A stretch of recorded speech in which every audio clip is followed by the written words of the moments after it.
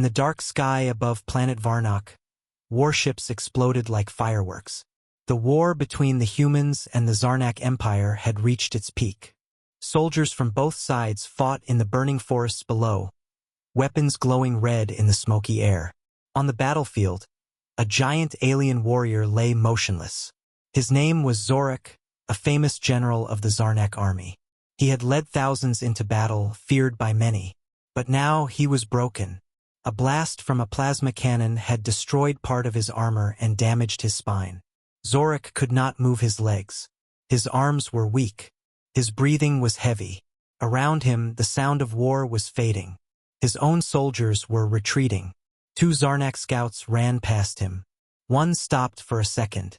"Zorak is down," the scout said through his helmet. "Should we carry him?" The other shook his head. "He's finished. The humans will kill him. Let's go." They left him there, a warrior, a leader, now left like trash. Zorak lay there, eyes blinking slowly. His body was in pain, but his heart hurt more. Betrayed. Forgotten. Hours passed.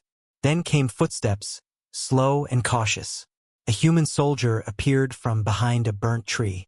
His name was Ryan Hale, part of the 7th Human Recon Unit. His armor was scratched, his rifle low on energy, and his face tired. He had been separated from his squad during a surprise attack. As Ryan moved through the rubble, scanning for threats, he saw something. A flash of silver armor, alien design. He raised his weapon and aimed. Zorak looked back with half-closed eyes. He didn't speak. Ryan approached slowly, finger on the trigger. One shot could end it. Then he noticed something. Zorak was not fighting.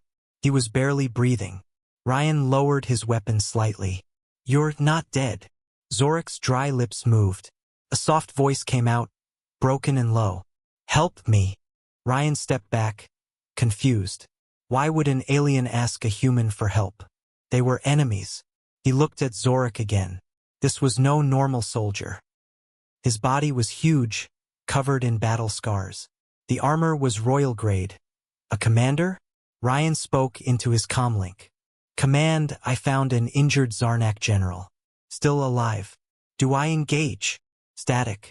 Then a voice replied, "Do not approach. He is dangerous. Leave him." Ryan looked at the dying warrior. He had fought these aliens before. Most would kill humans without mercy. But this one was not fighting. He was waiting to die. Ryan turned off the comlink. Something inside him said this was wrong. He took a deep breath. "I must be crazy." Then he dropped his rifle and walked toward Zorak. "I'm not here to hurt you," Ryan said, slowly kneeling beside him. "But if I help you, will you kill me?" Zorak shook his head weakly. No fight left, only shame. Ryan checked the wounds. Plasma burns, broken bones, and something sharp lodged in the back. He couldn't heal him here, but maybe he could move him. He looked around. The area was quiet. Smoke covered the sky. No drones in sight. "Okay, big guy," Ryan said. "Let's get you out of here." He grabbed Zorak's arm and pulled. The alien groaned in pain, but didn't resist. It took all of Ryan's strength to carry him. Step by step, he dragged the heavy warrior through mud and ash. He found a cave nearby, hidden behind thick vines. Inside, it was dark and quiet. Ryan placed Zorak down gently. The alien's breathing was shallow. "You'll be safe here," Ryan said. "For now." Zorak looked at him with tired eyes. "Why help me?" Ryan opened his water can and gave a few drops to Zorak. "Because you asked," he said simply. "And no one else did." Silence.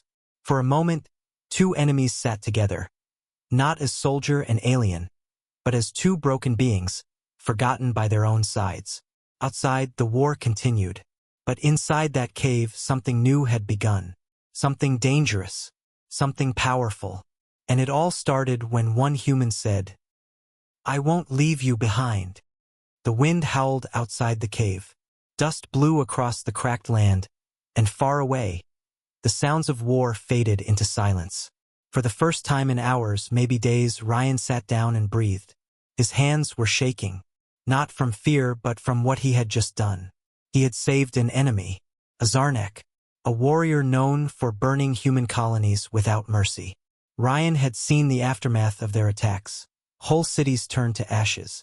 Yet here he was, sitting beside one of their most feared generals. Wounded, helpless, and still human. Zorik lay still. His breathing was slow, chest rising with effort. His armor was cracked open, revealing dark green skin underneath.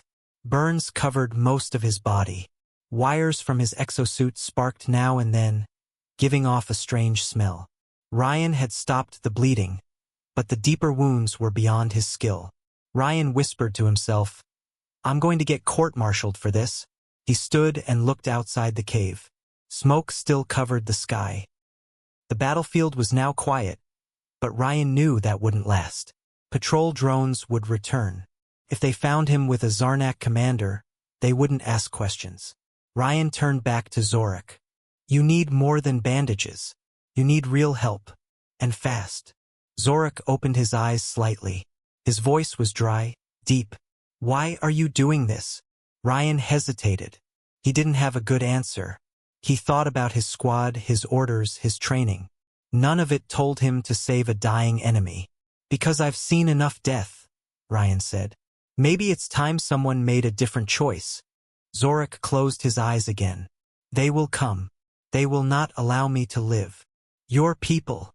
Zorik didn't reply. Ryan took that as a yes. The sun had almost disappeared. Night on Varnock was cold, darker than any night on Earth. Ryan set up a small heat lamp and sat near the entrance, rifle across his lap. He didn't sleep. His eyes scanned the horizon, and his ears stayed open. In the distance, something flashed. Movement, too far to be sure, but enough to make Ryan tense up. By morning, Zorik was worse. His body was shaking. His skin color had changed slightly. Ryan knew the signs: fever, infection, possibly dying. He stood up quickly. "I need supplies, medicine, tools." Zorik looked at him. "Trap out there. I know, but I'm not letting you die here, not after carrying you through fire." There was a wrecked dropship about 3 clicks away. It had crashed 2 days ago during the last wave of airstrikes. Ryan remembered seeing it from a ridge. Maybe it still had supplies. He hid Zorik deeper in the cave, covered him with dark tarp, and activated a sensor jammer. Not perfect, but better than nothing. "Don't move," Ryan joked. "And don't die." He left before sunrise, moving fast and low, avoiding open ground. The forest was burnt, trees turned into black skeletons. Smoke still hung in the air. Ryan's boots crunched over glassy ash as he reached the crash site. The drop ship was twisted metal, half buried in the ground. The cockpit was crushed, but the medical bay might still be intact. He pried open a side panel and crawled in. Inside it was dark and cold. Broken lights flickered. He moved through the ship, careful not to make noise. He found it: an emergency kit. Inside, biofoam, pain blockers, a portable scanner, and old medgel. Not perfect, but maybe enough to help. Then he heard it. A click. Metal on metal. He turned, rifle raised. An alien scout stood behind him, holding a pulse blade. Zarnak, but not like Zorik. This one wore a black cloak and red visor. The scout spoke in its own tongue, but Ryan understood enough. "You human, why do you take what belongs to him?" Ryan didn't answer. He backed away slowly. The scout stepped closer. "He is not your concern. He is not your friend. He is a disgrace." Ryan's heart pounded. "Too bad," he said. "I've already made him my problem." He opened fire. The scout dodged, but the blast hit its shoulder.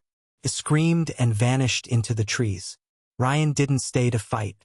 He grabbed the supplies and ran. By the time he returned, Zorik was unconscious. His body had started to seize. Ryan injected the pain blocker, sprayed biofoam on the worst burns, and hooked up the scanner. It beeped slowly, then gave a weak green light. Alive. Barely. Ryan sat back and wiped sweat from his face. "You owe me one, big guy." Zorik didn't respond, but something strange happened. His hand moved, just slightly. Ryan smiled. Somewhere deep in enemy territory, With no backup, surrounded by danger, he had done something insane. He had saved the enemy, and the enemy was beginning to wake up. But in the darkness of the forest, other scouts were already watching. The hunt had begun, and Ryan didn't even know that Zorak was far more important than anyone had told him. Zorak opened his eyes. Took him a moment to remember where he was. The ceiling was rock, cold. Shadows moved across the stone, cast by the soft light of a flickering lamp. His body still felt heavy. Pain lived in every muscle. But something had changed. He was alive. The smell of burnt metal lingered in the air. He turned his head slowly. Just a few meters away, the human soldier, Ryan, sat with his back against the wall, eyes closed, rifle in his lap. Still awake, still watching. Zorak studied him. Why was this human helping him? What made him different from the others? Humans were known for their fear, their anger, their hatred. But this one, he had risked his life for an enemy, carried him, fought for him, and now watched over him like a brother in arms. Zorak's voice came out low, rough. You stayed. Ryan's eyes opened. He didn't look surprised. Yeah, didn't have anything better to do. Zorak gave a small grunt that might have been a laugh. Or maybe it was pain. He tried to sit up, but his body gave out. Ryan quickly moved to support him, placing a rolled-up pack behind his back. Easy, Ryan said. You're still healing. Zorak looked down at his arm. One of the exosuit plates had been removed, revealing damaged circuits underneath. Ryan had cleaned the wound, even rewired a small piece of the armor. Crude work, but enough to give him back slight movement. This suit, Ryan said, pointing at it. It's not just armor, right? It helps you move. Zorak nodded. It's neural linked. My body needs it now. Ryan scratched his chin. There's a crashed mech unit up north. Human tech, but I might be able to take parts from it. If I can boost your suit, maybe you can walk again. Zorak stared at him. Why? Ryan hesitated, then shrugged. Because you're not dead yet. And maybe you're not supposed to be. That answer didn't make sense to Zorak. But it reminded him of something. A story from long ago told to young Zarnak warriors. A myth about a time when enemies showed mercy. And it changed the stars. But before Zorak could speak, something beeped. Ryan's motion sensor. He froze, checked the screen.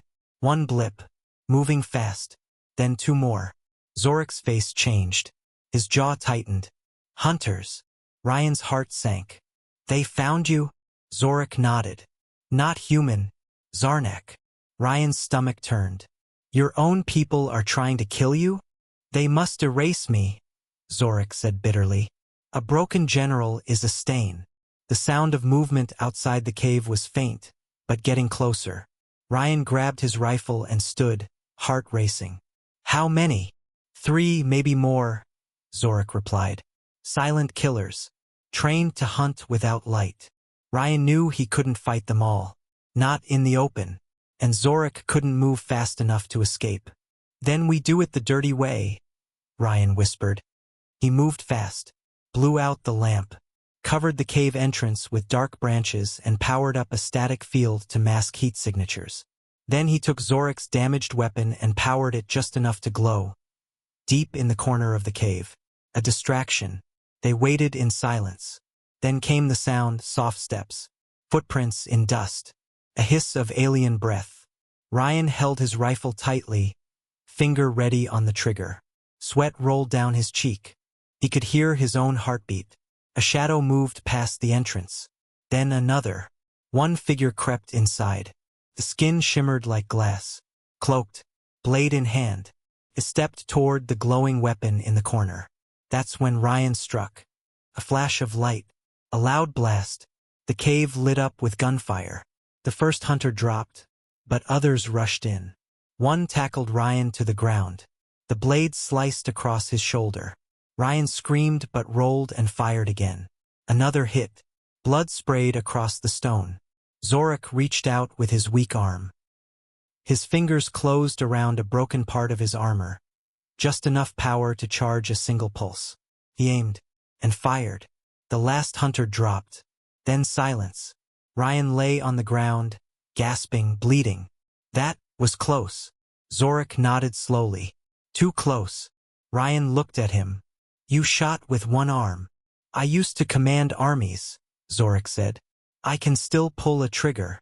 They both laughed. Tired, hurting, but alive. After the bodies were burned and the cave sealed tighter, Ryan stitched his wound and sat down again, hands trembling. They'll keep coming, he said. What now? Zorik was silent for a moment, then looked up with glowing eyes. We can't hide anymore. I remember something. A place. Temple. Far west. In the ice mountains. A temple? It holds secrets. Ancient tech.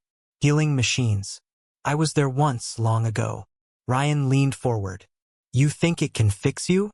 Zorik stared into the dark. I think it can fix everything.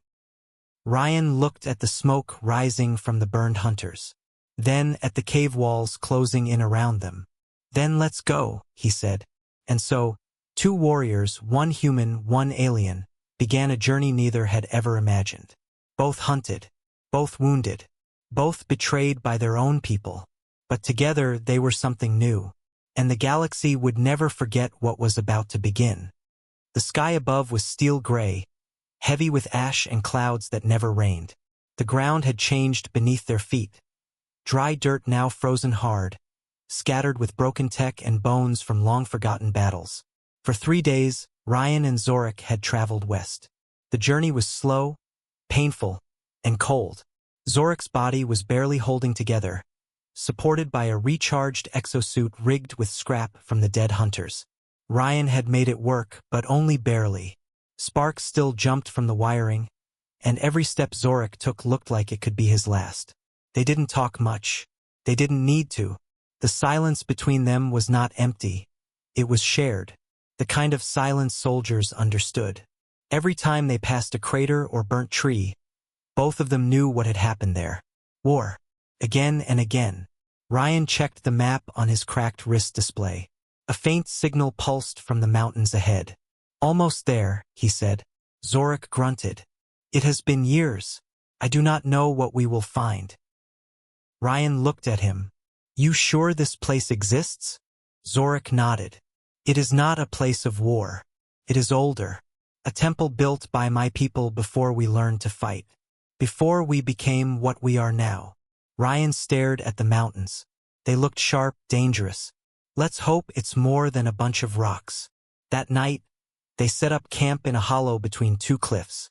Wind howled through the rocks, and every now and then, something moved in the shadows. Creatures not human, not Zarnak either. The kind that fed on the leftovers of war. Ryan didn't sleep much. His shoulder still burned from the last fight, and his mind refused to rest. He sat near the fire, watching the flame flicker across the walls. Zorik rested across from him, quiet, his breathing steady but slow. Ryan broke the silence. You said your people betrayed you. Why? Zorik opened his eyes, glowing faintly in the dark. Because I questioned the war. Ryan raised an eyebrow. That's it. I led many battles, killed many. But one day I saw a human child, burned, crying over her dead mother. I hesitated. I pulled back my forces. My commanders saw that as weakness. He paused, staring into the fire. They ordered my execution. I refused, so they sent me to the front lines. Alone. Ryan looked at him, speechless for a moment. Then he said, we had a general once who said the same thing. Mercy is not weakness. Mercy is choice. He died in prison. Zorik gave a slow nod. Then perhaps mercy is a crime for all species. A faint beep interrupted them. Ryan grabbed his scanner. A red dot was blinking. Drone, he said, voice tight. Human recon unit. Could be scouting the area. Zorik tried to stand, but winced. They will not understand. They will shoot. Ryan picked up his rifle. Then let's not let them see us. They moved, carefully, slowly, through narrow canyons and ice-covered slopes. The drone passed overhead, a silver eye scanning the ground. Ryan activated a cloaking screen, stolen tech from the Zarnak scout, and they vanished just in time. But it was too late. The drone had already seen something. A signal was sent. Somewhere on a nearby base, a human squad received the alert. Unknown movement, heat signatures, possible threat. And among them was someone who recognized Ryan's name. Captain Lyra Miles. She stared at the alert, eyes narrowing. Ryan Hale? He's supposed to be dead. One of the soldiers beside her laughed. If he's not dead, we can fix that. Back on the trail, Ryan didn't know yet who was coming. But Zorik could feel it. He stopped walking. There is something else. Something worse. Ryan looked at him. What now? Zorik closed his eyes, reaching deep into memory. The temple we seek is not just healing tech. It was a vault. It held knowledge. Secrets from before the Zarnak Empire was formed. Ryan didn't like the sound of that. What kind of secrets? Ones that could end wars, or start bigger ones. That night they reached the mountain gate. It was hidden behind ice, but Zorik knew the symbols. He traced them with his clawed hand, speaking old words, forgotten words. The wall groaned, then split open with a deep, thunderous sound. Inside, darkness, cold air, silence. Ryan raised his light. The walls were covered in carvings. Strange machines, galaxies, blueprints, maps of stars that didn't exist anymore. What is this place? He whispered. Zorik stepped forward. The beginning, and maybe the end. They entered the temple. Behind them, the door closed. But far away, under the stars, multiple squads were now closing in. One to rescue Ryan, one to arrest him, and one to kill them both. None of them knew what waited inside the temple, and none of them were ready. The ancient doors sealed behind them with a hiss so final it felt like a tomb closing. Ryan turned, expecting to see some kind of control panel, but there was nothing. Just stone, smooth and glowing faintly with lines of energy running through its surface like veins under skin. Zorik stood still, his eyes wide. He was remembering. He had been here once. Long ago. Before the war. Before everything. His hand hovered over the symbols etched in the wall. This place was never meant to be found again, he said quietly. Ryan looked around. The air inside was colder than outside, but not dead. There was power here. Old power. The kind that hummed under the floor like a sleeping giant breathing in its dreams. What is it? Ryan asked. A lab? A vault? Zorik didn't answer right away. He walked forward, deeper into the corridor. Symbols along the walls lit up as he passed, responding to his presence. The lights were soft, blue and gold, and they pulsed gently like a heartbeat. This is memory, Zorik finally said. A memory of who we used to be. They stepped into a wide chamber, circular and massive. Floating crystals lined the walls. At the center stood a raised platform with a curved machine above it, half organic, half metal. The design was ancient, but not broken. Alive. This is the life binder, Zorik whispered. A machine built to heal. Not just wounds, but DNA. Minds. Whole bodies. Ryan stared at it. You think it'll fix you? Zorik walked toward it. It may, but there is a price. What kind of price? Before Zorik could answer, a distant sound echoed through the stone halls behind them. The kind of sound boots make when marching in formation. A metallic click. Several voices in quiet radio contact. Ryan swore under his breath. We've got company. He rushed back to the entrance passage, opened his scanner. 3 life signatures. Human. Clothes. Armed. He stepped back just as a voice called out, sharp and familiar. Ryan Hale. Drop your weapon and come out. We don't want to hurt you. Ryan's blood ran cold. He knew that voice. Lyra, he muttered. Zorik looked up. Someone you trust? Ryan gave a humorless laugh. I used to. We trained together. She's not here to rescue me. She's here to take me in. Zorik stepped off the lifebinder platform. Then let me face her. No, Ryan said quickly. If they see you, they'll open fire. You should leave me. Let them take you. Ryan looked at the ancient machine, then back toward the echoing voices. Too late for that. Suddenly, one of the ceiling panels shimmered, and Lyra dropped in, weapon drawn, 2 soldiers behind her. She saw Ryan. Then she saw Zorik, and her eyes widened. You weren't kidding, she said. You really are insane. Ryan raised his hands but didn't drop his weapon. Listen, he's not what you think. He's a war criminal, she snapped. You're harboring him. You're deserting your post. You've lost your mind. Ryan stepped between her and Zorik. You're wrong. I saw how they left him to die. His own people tried to kill him. He's the enemy, she shouted. Zorik, behind Ryan, stepped forward. I am not your enemy. Not anymore. Lyra raised her rifle. Step back. Zorik's voice grew deep, calm. If you kill me now, you lose the chance to stop what's coming. The air changed. The lights in the chamber pulsed. The crystals began to spin slowly along the walls. The life binder activated by itself, rising and unfolding like a flower opening under sunlight. Zorik turned toward it. This machine doesn't just heal bodies. It heals memory, truth. Ryan looked back at him. What do you mean?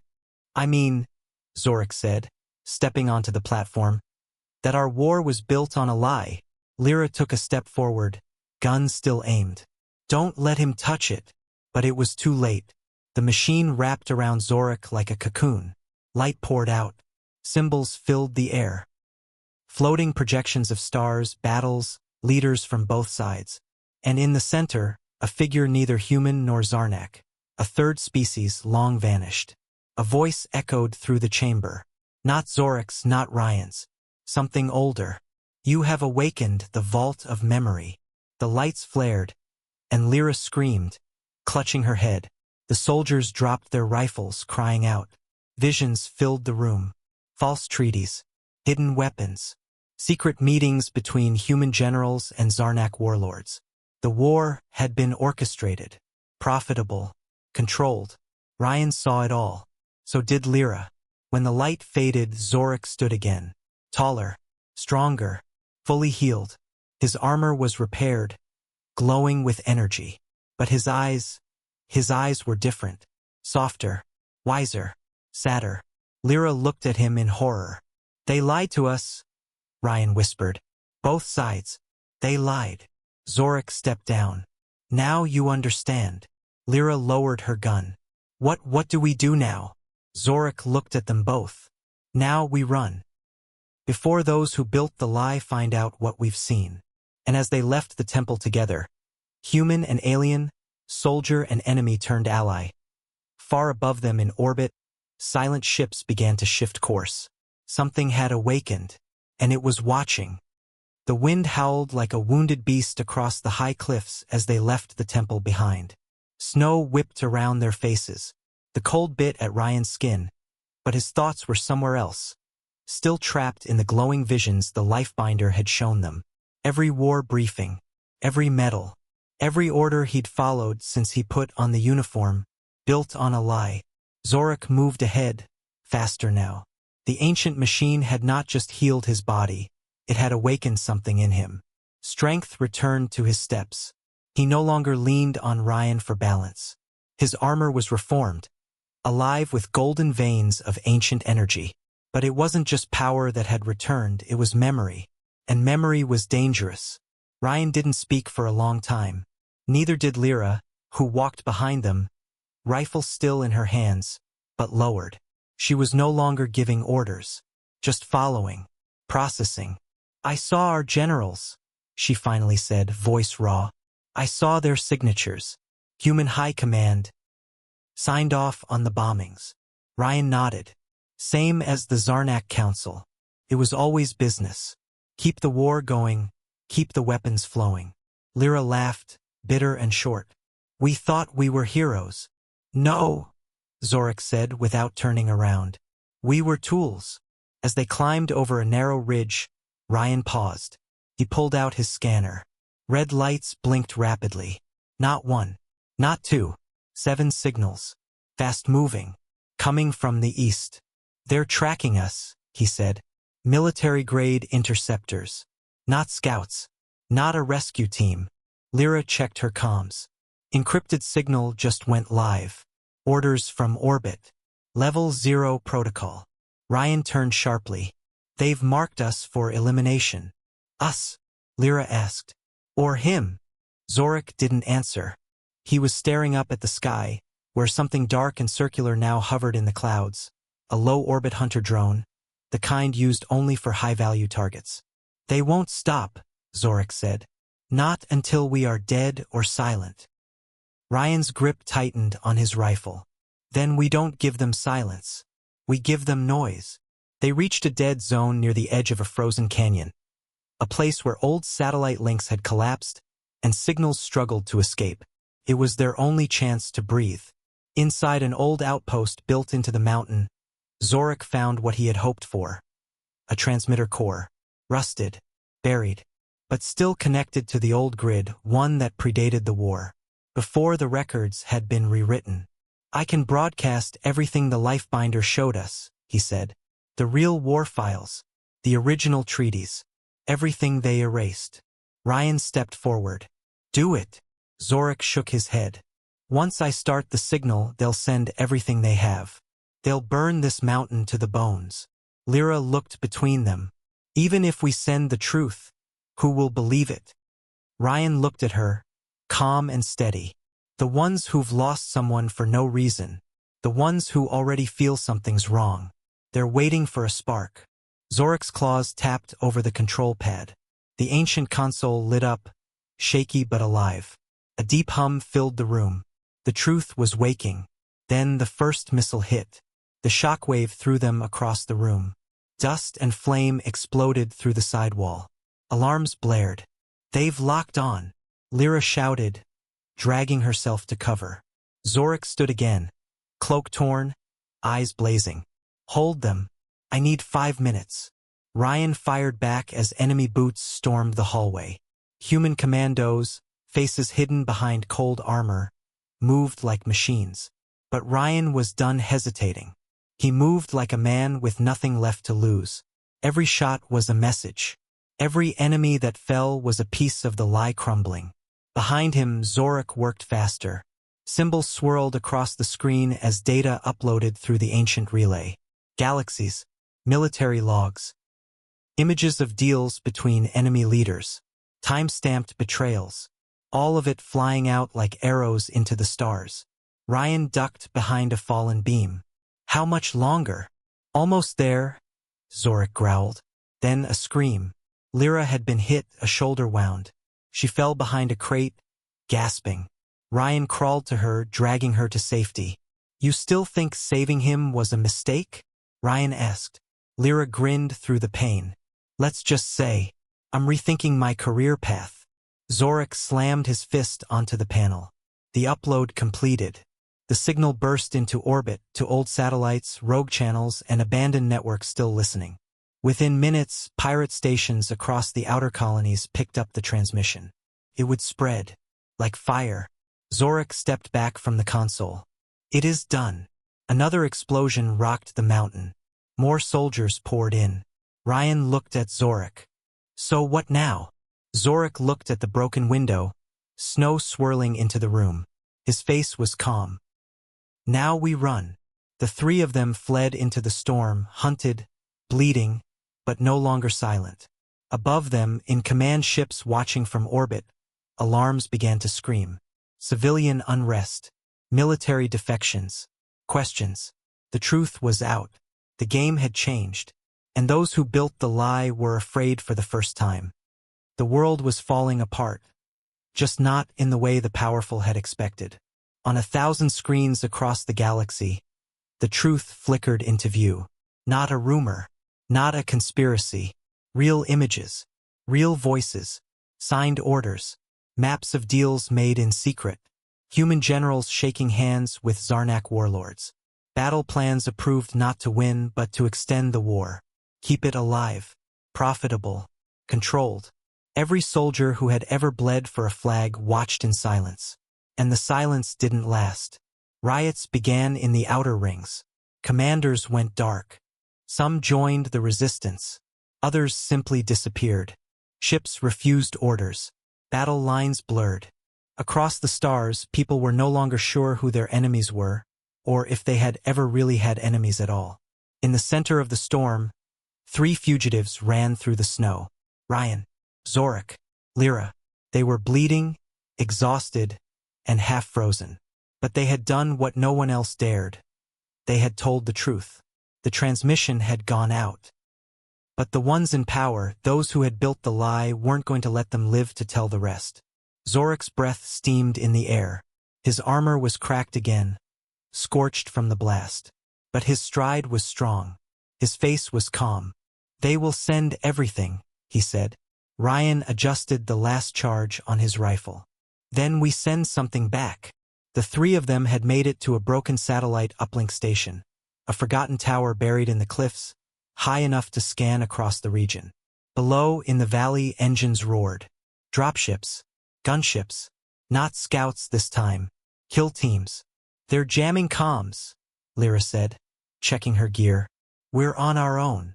Ryan smiled, teeth stained with dried blood. "What else is new?" He looked at Zorik. "What are we to them now?" he asked. "Traitors? Terrorists?" Zorik shook his head. "No. We are what they fear most." "And what's that?" Zorik's eyes glowed gold. "Proof. They rigged the tower with every last explosive they had. Not to destroy it, but to protect it. The relay was their final lifeline. If they fell here, the resistance needed to know where to pick up the fight. And the fight was already coming. The snow blew sideways as the first gunship appeared over the ridge, followed by a second. Lights swept across the cliffs. Weapons powered up. Ryan raised his rifle. Lyra took position behind a fallen beam. Zorik stood tall on the edge of the platform, no longer hiding who he was. The loudspeaker crackled. "Stand down. You are surrounded. This is your only chance." Ryan laughed. "I hate that line." Zorik stepped forward, raising one arm, weapon attached. "Let them come." The first shot came from above. They returned fire with everything they had. The battle was quick, brutal, personal. These weren't nameless drones. These were soldiers Ryan once knew. Some hesitated. Others did not. Lyra took a hit to her leg but kept firing. Ryan moved through smoke like a ghost, a soldier stripped of illusions. He no longer fought for orders. He fought for meaning. Zorik was unstoppable. His armor burning with ancient light, his claws tearing through the elite units like they were made of paper. They came at him like he was a monster. He showed them what kind of monster they had made him into. But the enemy just kept coming. More ships, more guns. Then the tower was hit. The impact tossed Ryan across the platform. The ground cracked. Lyra screamed. Debris rained down. Zorik stood over Ryan, shielding him from the collapse. "You have to go," Zorik said. Ryan coughed, eyes blurred. "Not without you." Zorik's voice was steady. "There's no time." Another explosion rocked the tower. The uplink began to fall apart. Sparks lit the sky. Snow turned to steam. Ryan tried to get up. Zorik placed something in his hand. A small data crystal. "This has everything," he said. "The rest of the files. The real location of the ones who started this." Ryan stared at it. "Come with me. We can finish this." Zorik smiled for the first time. "I already have." And then he turned. He walked into the fire. He stood in the middle of the tower, arms raised, energy building in his body. Ancient energy. Forgotten energy. He triggered the core. The mountain exploded in light. The shockwave knocked the enemy ships out of the sky. The final signal burst upward. Raw, unfiltered, unstoppable. It reached every rebel channel, every hidden network, every soldier still willing to listen. Zorik's final message. A voice not of vengeance, but of warning. Do not follow the banners of liars. Follow your own eyes. Remember who you are. When Ryan woke, he was in a rebel medship, Lyra beside him. His body was broken, but his hand was still closed around the crystal.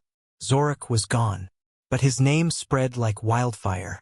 not as a villain, not as a general, but as the alien warrior who died saving the truth.